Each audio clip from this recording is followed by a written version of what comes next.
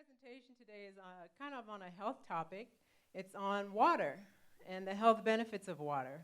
So I'm going to be sharing some information, some of which I got from Dr. Colbert's book, The 7 Pillars of Health, and also from Jordan Rubin's book, The Great Physician's Prescription for Health and Wellness. Some of the information you may already know, but some of it I hope is new to you and something or information that you can use. But my goal is just to encourage you on what you may already know that you're not doing and maybe give you some new pearls of wisdom.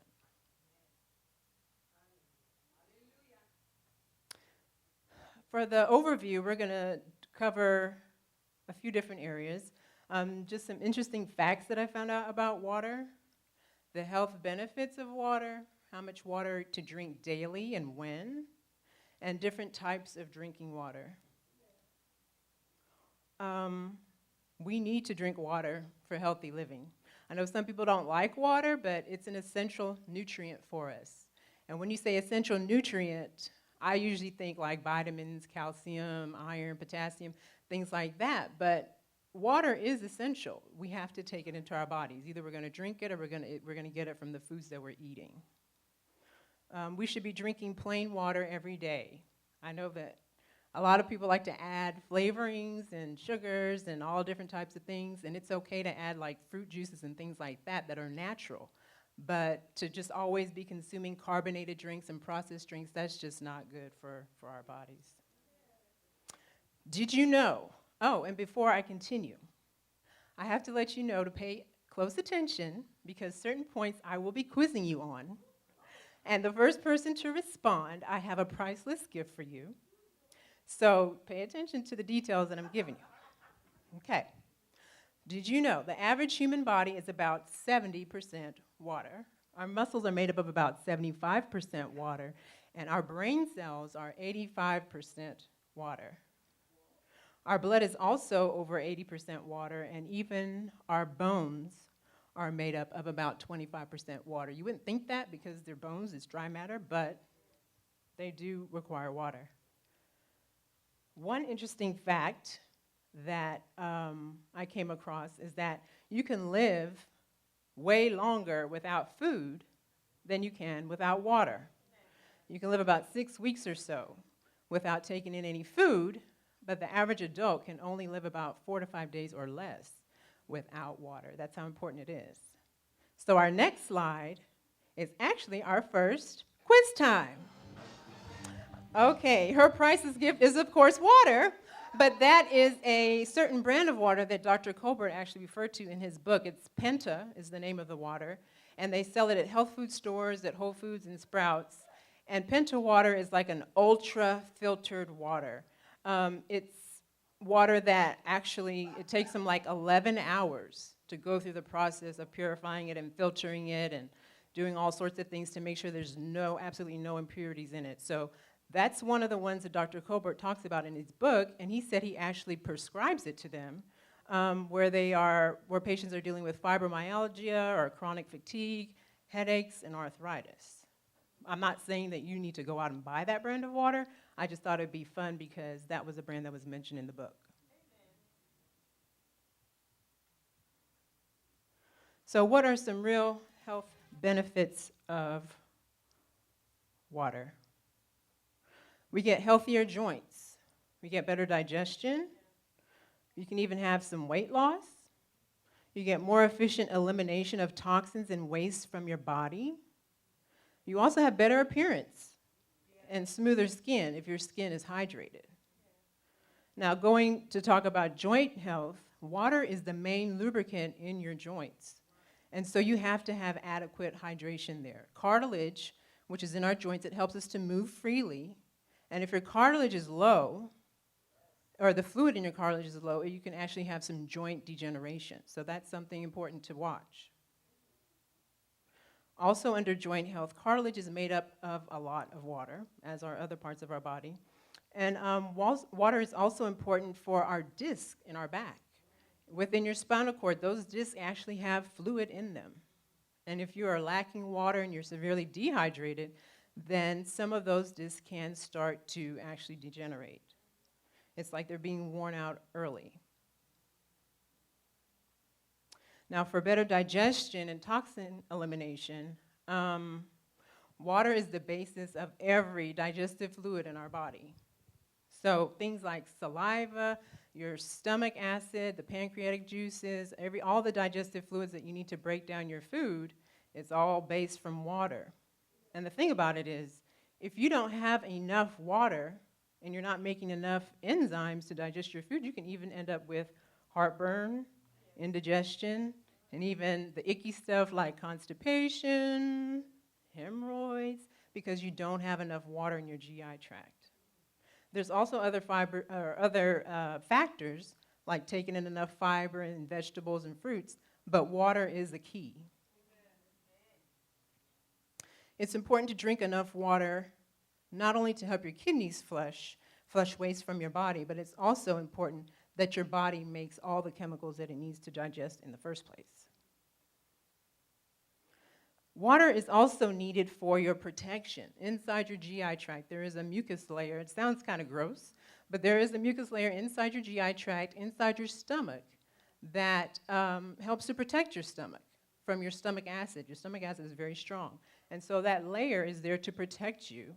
Now, that mucus layer is made up of about 98% water.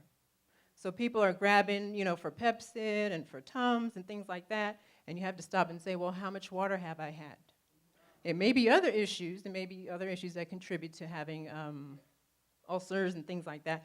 But, you have to think, well, how much water have I had? And we also mentioned the kidneys that help to flush waste products from the body, and you need adequate water to help your kidneys. Don't make your kidneys struggle to get rid of all the toxins and the waste products.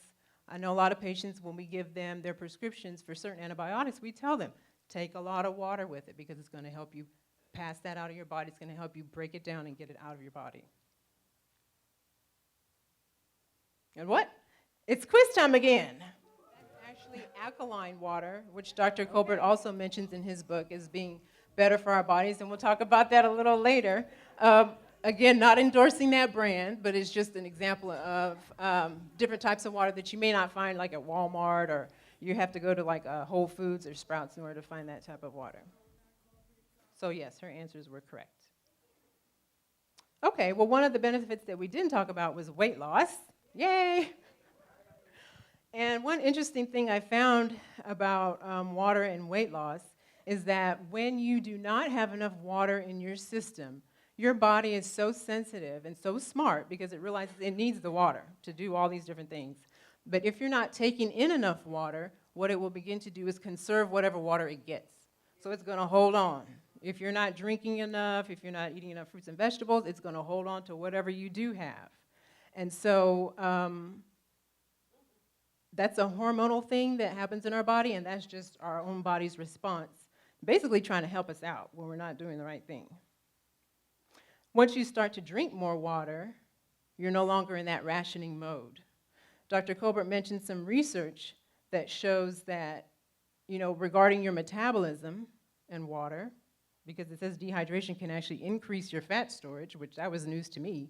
But he said that there was actually some research done that says that when you are dehydrated, your body temperature may actually drop a little bit. And when that happens, your body responds and says, okay, well, if our body temperature is dropping, we need more insulation. So, well, let's keep some more fat.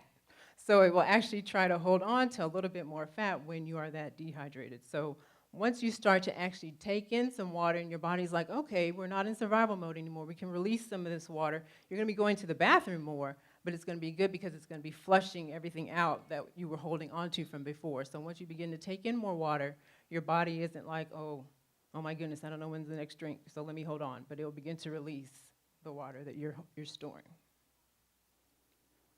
And for weight loss, water can also help to manage your hunger. If you're drinking water, you're going to feel fuller. And also, sometimes when you think you're hungry, you may actually just be thirsty. You have to sit there and think, okay, well, let me drink some water and see how I feel after I drink water. Now, for our next section, that's how much water should you drink daily, and when is the best time to drink water? Some interesting facts about that. The average adult loses about 2 quarts of water every day. So that's about 2 of those bottles that I just gave away. And you lose that through perspiration, through your breathing when you exhale, and of course through urination when you pass water from your body. You're losing water. So that's why it's important to take more water on, or drink more water.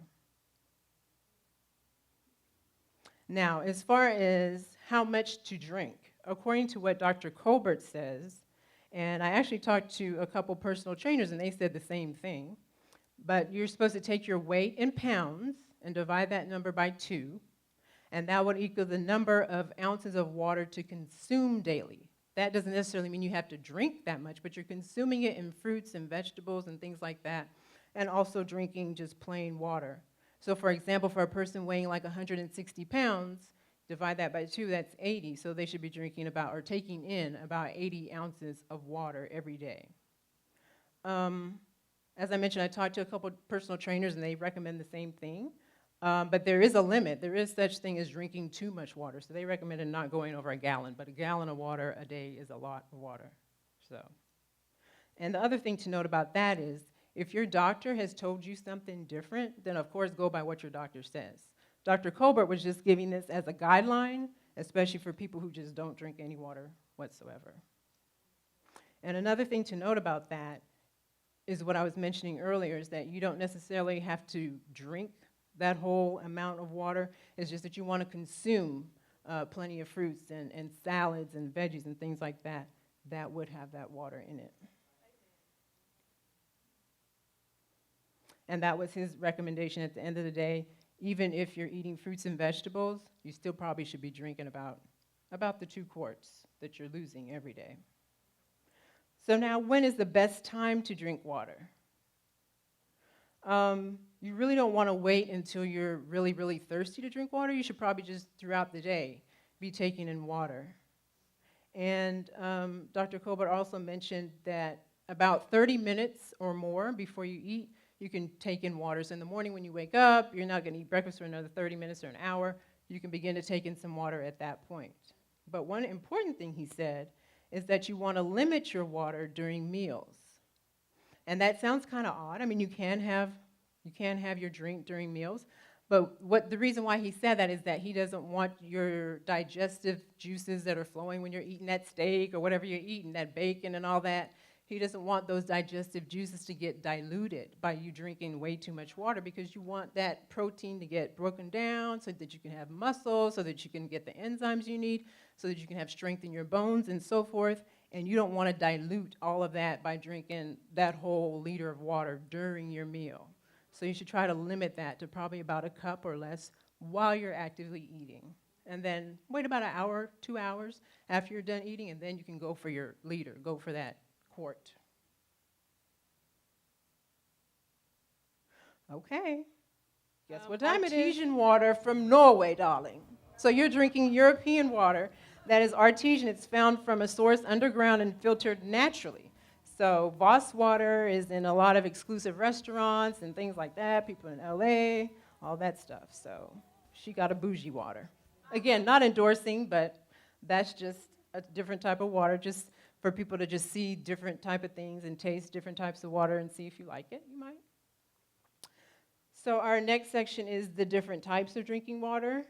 We have filtered water, alkaline water that I gave away earlier, mineral water, spring water, and also purified water. Most regular bottled water is purified. They filter it for you, get all those bad additives and anything out of the water for you.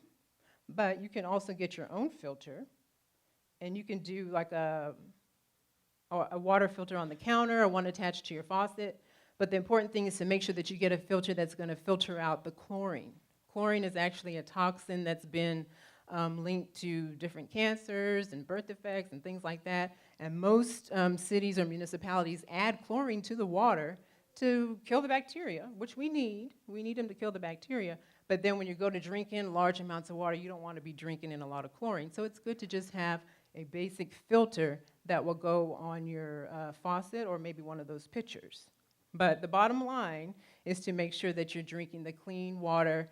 It shouldn't smell like anything, not even bleachy. You don't want your water to be smelling bleachy. You want it to be just pure, clean water. And the water filters that I talked about that you can they're relatively cheap. And if you don't already have a filter, like on your fridge or something like that, then that would be a good idea to start with that.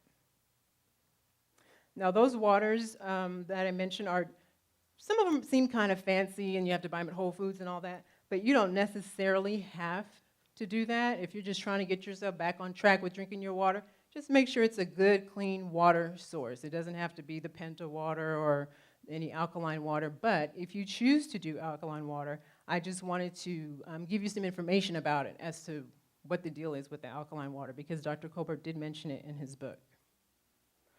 Alkaline is just the difference between acids and bases. And basically our blood is actually slightly alkaline. Our pH is 7.4.